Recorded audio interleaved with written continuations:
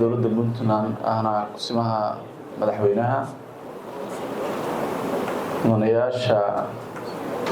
baarlamaanka haddii ay joogaan xubnaha golaha wasiirada guddiga doorashooyinka agaasimayaasha iyo madaxda hay'adaha madax bannaan mas-uuliyiinta iyo madaxda jaamacadda mas-uuliyiinta iyo bahda kale ee waxbarashada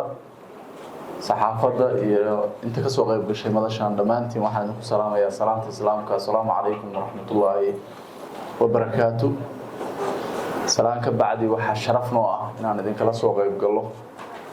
madashan ay jaamacadda Situkood ku daahfuraysay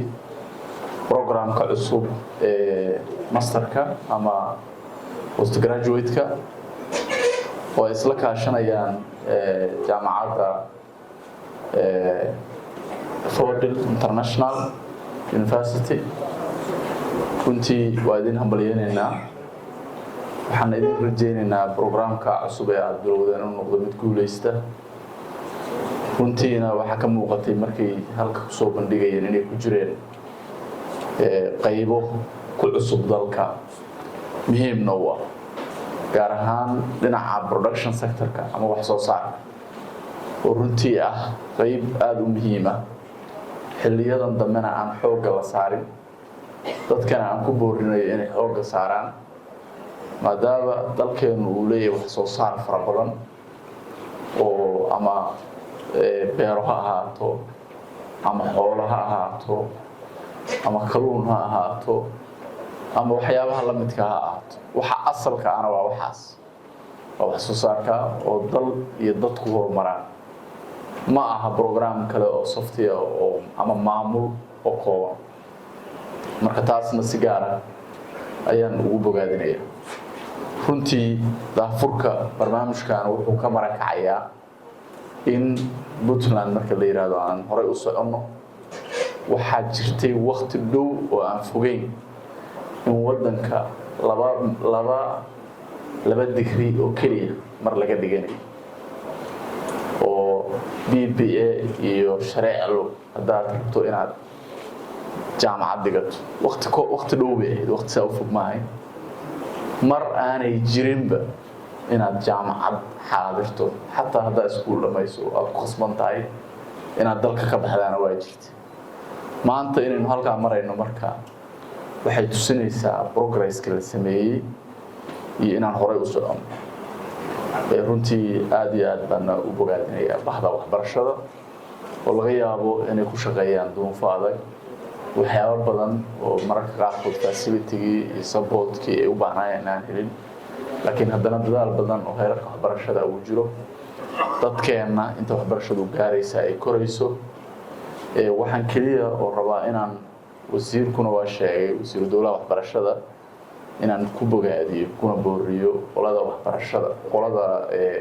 wasaaradda waxbarashada iyo xukuumaddaba in la dhiso guddiga tacliinta sare oo sidii horey loogu dhisi jiray aanay noqon. waayadan dambe waxa soo fara badatay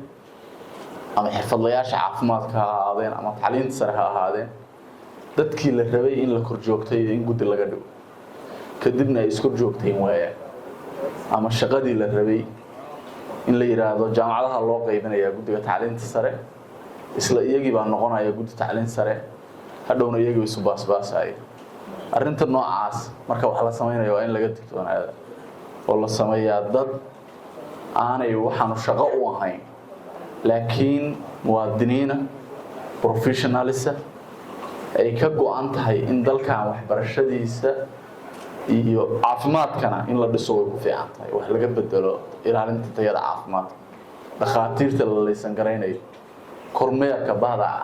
caafimaadka dadka ka shaqeynaya isbitaaladan ma yihiin dad aqoontii dawada imanaysa ma tahay dawadii saxda ahayd oo soo degaysa labadaba dhaliil weyn baa ka jirta marka loo eego dalka cid laysan garayso si fiican u bisaana ma jirto. markii la yiraahdo guddi baa la dhisayaa dadkii ka shaqeynaya loo diraa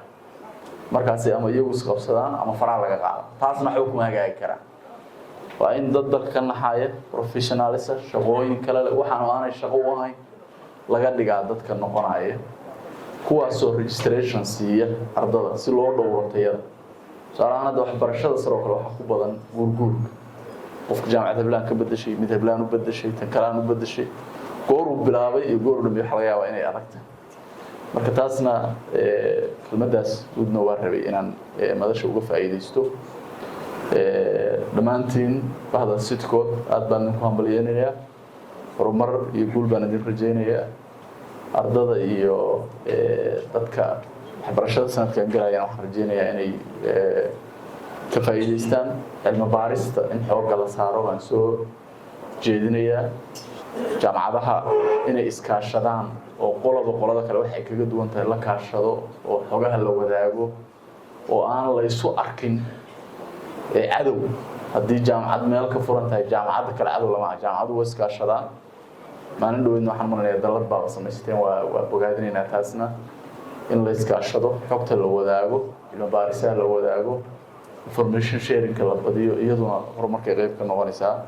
mar raba inaan ku dheeraado dhammaantiin aad iyo aad baad umahadsantiin